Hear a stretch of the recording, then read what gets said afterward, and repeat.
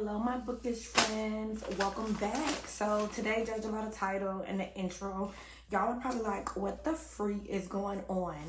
Well, I saw this super cool March Madness book tag and I was like, I have to do it. I think the original person I saw do it was DannyReadss, and I will link her down below. And I thought the video was such a cool concept, and since it is officially March Madness, if you're a basketball person, I'm really not, but my boyfriend is into basketball, LeBron, the Lakers. I thought this was just a really cool idea. So I pulled off some of the books that I'll be mentioning. I pulled them off my shelves, and I want to just get into this tag because I think it's really cool. Y'all ignore my bookcase behind me. It's a hot mess. I definitely need to organize it, and I probably will in a future video, but let's get into the book tag. So the book tag, I will also link the article and the original tag in the description box. It is from wordsaboutwords.com, and the tag is so cool and so cute and so unique that I just had to do it.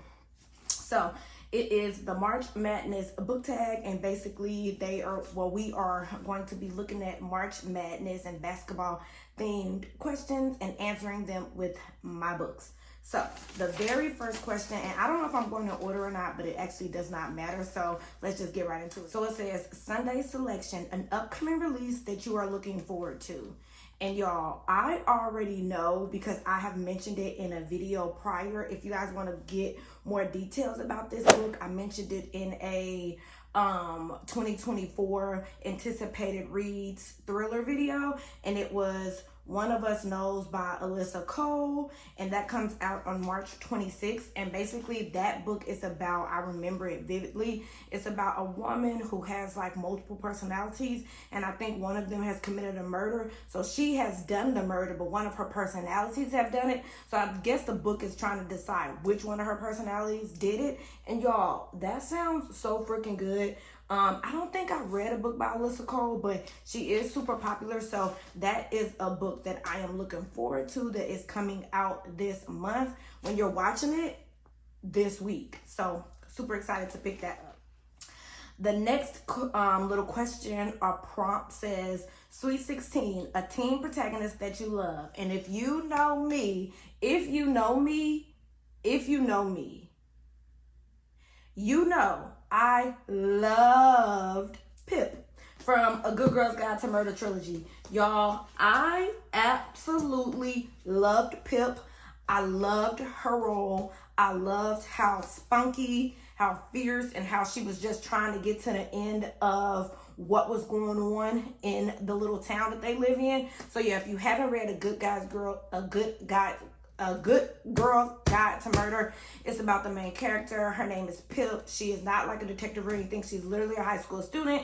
She decided to do her end of the year project on trying to figure out or look deeper into a murder that happened previously in her town. And one thing leads to another. She goes on a freaking whirlwind. And I think this series is so good. I think Pip is just that girl. And yeah, this is the series by Holly Jackson. And I read it last year. I read these books back to back. I read these books so fast, and yeah, they're just so good. So yeah, that is the teen protagonist that I just absolutely adore. The next question says, final four, any top four books you think of. Top four you have read recently, top four you have bought and eager to get to, top four books on your TBR, top four books on your shelf. Be creative. So let me see, where did I write those?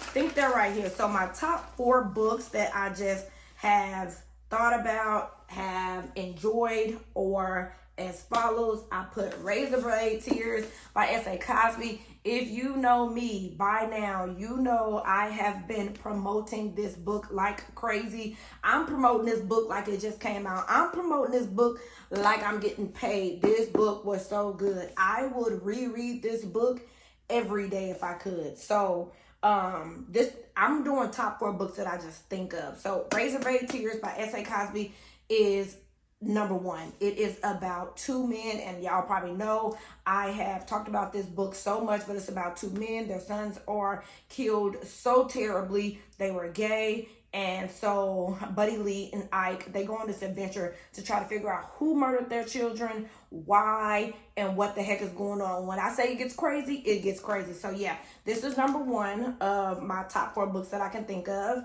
I also wrote down Listen for the Lie by Amy Tintera. So this is a new book that just came out, and I got it as an ARC. I buddy read it with my friend Kim, and y'all, initially I wasn't feeling this book, but once I got into it, this book was so good. So it's about a woman who apparently everybody thinks she murdered her best friend, but she cannot remember what happened that night. So it's her grandma's birthday. She ends up going back to the town that she's from, and then when she's there, a guy who has a podcast, he comes, he's trying to investigate, get some more information. They end up teaming up, and they get down to the bottom of what really happened. This book was so good. This book was so good. It's new, and I just enjoyed it so much. The next book was Dark Matter. Y'all, this is a sci-fi thriller. It's about a guy whose life was, going pretty well. One night he's leaving a bar. Something happens. He wakes up in this crazy place in like a different dimension. So now he's trying to figure out how he got there. How can he get home? He runs into his wife in all these different worlds, and he's just trying to figure out what happened, who did this to him, why, and what the heck is he gonna do? There's killing, there's murdering, and yeah, this book is a book that I just can't stop thinking about. And the last book in my top 4 is The Way to Blood, and I didn't even pull it down, but The Way to Blood by Tiffany D. Jackson. This was the first and the only book that I have ever attempted to annotate, and just from that, y'all already know it must be bomb. So this is a Carrie retelling, Carrie by Stephen King. It's a retelling, and it's by Tiffany D. Jackson. The book was really bomb. Like I said, it's the only book that I ever tried to annotate, and yeah, definitely top 4 that I can think of right now. So the next question is favorite team, your favorite squad in a book. So I can think of 2, and I cannot remember their names. I'll put it all on the screen, but I can definitely remember one of my favorite squads in a book would have to be the squad in A Good Girl's Guide to Murder. Like, I loved that squad. That squad was bomb. Everybody was coming together trying to do what they needed to do, and I loved that. It was Pip. It was, what's his name, Rami. It was, I'm really bad with names, but I'll put them on the screen. So yeah, the squad from A Good Girl's Guide to Murder, and also the squad from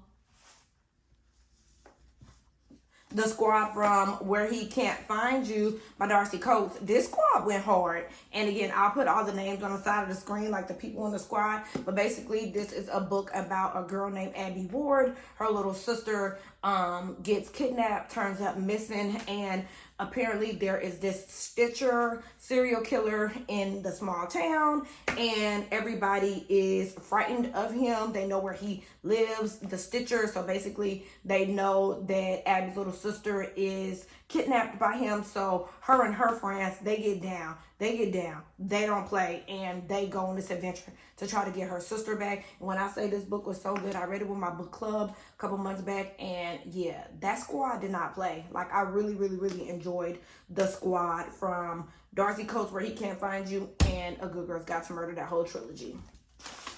The next question is favorite animal sidekick. So this question, I don't really know. I put down Pip. There was a dog, Pip from A Good Girl's Guide to Murder. I know it's getting repetitive, but Pip from A Good Girl's Guide to Murder, there was a dog and her dog, and a lot of stuff was happening with that dog, and I got so attached to that dog. I was worried about that dog, so I'm just gonna pick that because I can't think of any other animals that stick out to me. So we're just gonna go with the dog. I'll put the name on the screen. Pip's dog, Pip's family's dog in A Good Girl's Guide to Murder, because I didn't want nothing to happen to that dog. Like, is Sports Bar, a book with great setting. So a book with great setting, y'all already know. I love a good creepy lake scary, dark setting. So I picked The House Across the Lake by Riley Sager. This is a book about Casey Fletcher. She is in hot water due to publicity, so she goes to her family's lake house to try to get away. As she's there, she has this scenic view of the lake. Across the lake, there is this huge glass house that has a superstar or like a famous model and engineer or whatever over there, and she's watching, and some crazy stuff is going on. But I just love how descriptive Riley Sager was with just like the lake, the atmosphere, going through the woods. So to me, this was perfect atmosphere for the books that I like. And yeah, I just think Riley Sager is a master storyteller. So this is what I picked for Sports Bar, a book with great setting. It says Bracket Buster, a book that hurt you. So I have two books that hurt me.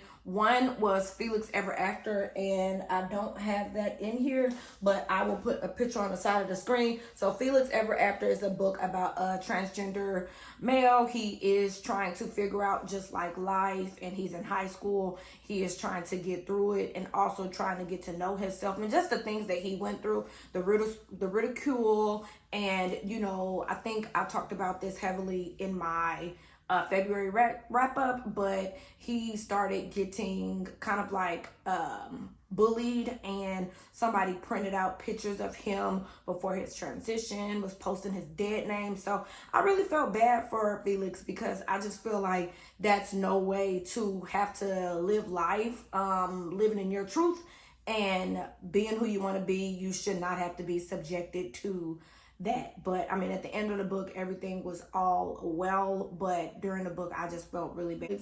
And also I picked Enchanted in Tiffany D. Jackson's Grown. She was this book is about a girl who wanted to be a singer, and she met this guy named Corey, who is much older. He's a grown man. He already was a singer. So he ended up grooming her, and a lot of stuff happened that was out of her control, really. Her parents wanted the best for her, and obviously they were struggling financially. So it sounded like a good idea, but she ended up being groomed. She went through a lot. She had to endure a lot. So I don't know. I really felt hurt for Enchanted, like for real. So Grown by Tiffany D. Jackson. So the next one is Championship Game, a book that has a competition or duel. And for me, this one was like a little bit hard because I read a lot of thrillers. Y'all know that is majority what I read. So really the only book that came to mind was actually Felix Ever After, because he was in competition with this other guy to get into this college, and it was only like 1 or 2 spots left. So he was in competition trying to make sure his end of the year project was perfect and it was good so that he can beat the other guy and get into that college. So that is really the only book I can think of that had like a competition or duel. So Felix Ever After. The next one says 16 Seed, an underrated book / series that deserves love. So I don't have any of these books, but if you know me, you know I love Lisa Gardner. I don't think I have any of the books that I'm talking about.